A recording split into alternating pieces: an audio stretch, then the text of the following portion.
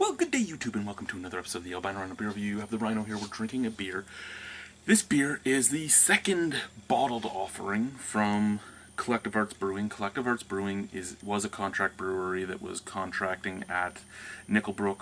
They were using Nickelbrook's brewmaster, Ryan Moreau, as their brewmaster. Their first beer was Rhyme and Reason. It was a pretty dang good beer. It was available in bottles. This beer was only available on tap at the time. Now it is available in bottles and sold at the LCBO. So this is Saint of Circumstance. Every label is different with Collective Arts. They do a different artist rendering on each label.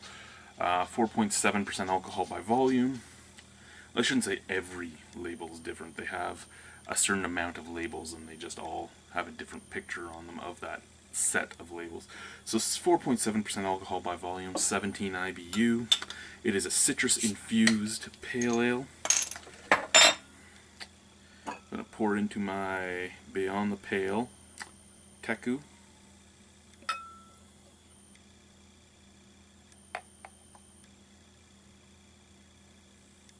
Now I drank 2 of these last night on Beer Dweebs United, but they were both warm. I pulled them right out of the 6-pack. I basically got home from the LCBO a few minutes before we did our Beer Dweebs United yesterday, so I didn't have time to really cool them down.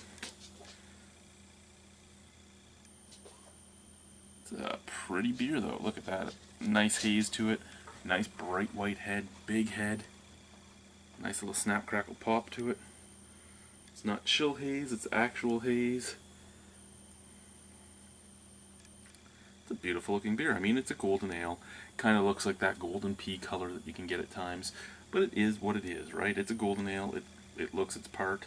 I think the reason I like the visual appeal of it so much is that bright, thick white head up at the top. If it didn't have that, I wouldn't have liked the visual appeal as much. But it still is the color of piss, let's be honest. Let's be honest. Because somebody said I would never say that about a craft beer. He must not watch my show very often.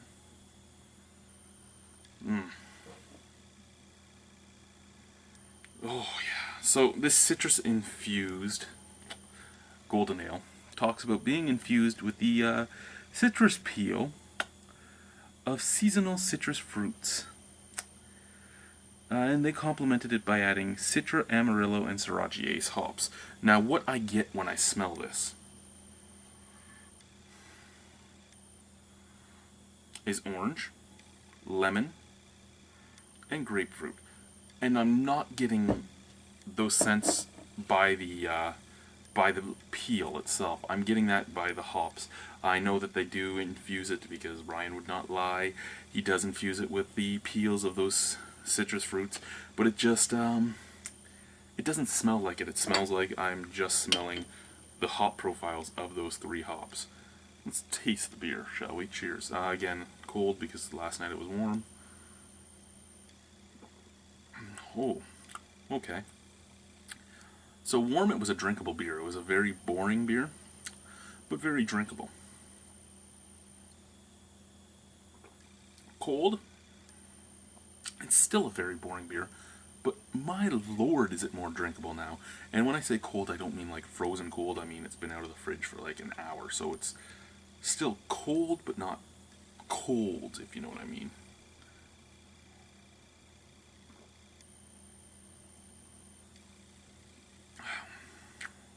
Up front, kind of just a grainy, dry taste.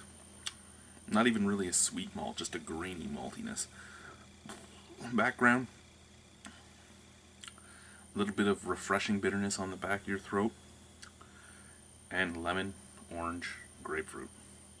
A little bit of lime too. But again, I'm not tasting it as if it's the infusion of the fruits. I'm not getting that real big pith oiliness. It's just like I'm tasting those hops that are in it. Like Sriracha, very nice lemony hop flavor.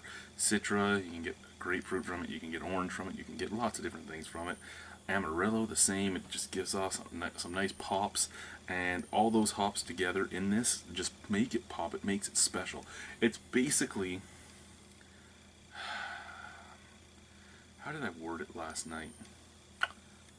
I think last night when I was talking about it, I said take the Alexander Keith's And oh my god, he's saying Alexander Keith's the macro brew. I said take the Alexander Keith's Cascade Ale, the Cascade single hop ale, and actually make it taste like hops instead of like give it that bitterness and give it that bitterness, give it the actual hop feel instead of just a hop juice taste, like a hop tea taste.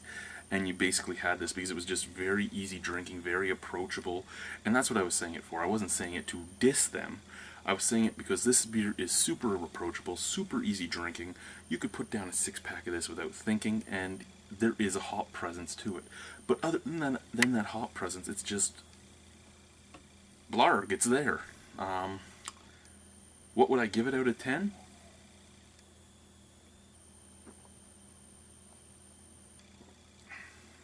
You know what? Probably a 7, in all honesty. $12.95 for a 6-pack, so just over $2 a bottle, like $2.15 or so a bottle. You can't, well, $2.16 a bottle. $2.16.15, $2.16.17 a bottle, but you can't really beat that. I mean, you can't. It is a great beer for what it is.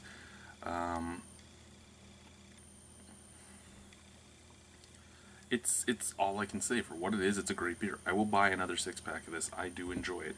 It's a great beer for me to drink while we are doing Beer Dweebs United. I have 3 bottles left. Next week's Beer Dweebs United, I will be drinking all 3 of those beers. Thank you guys for watching. Have a wonderful night, and bye-bye.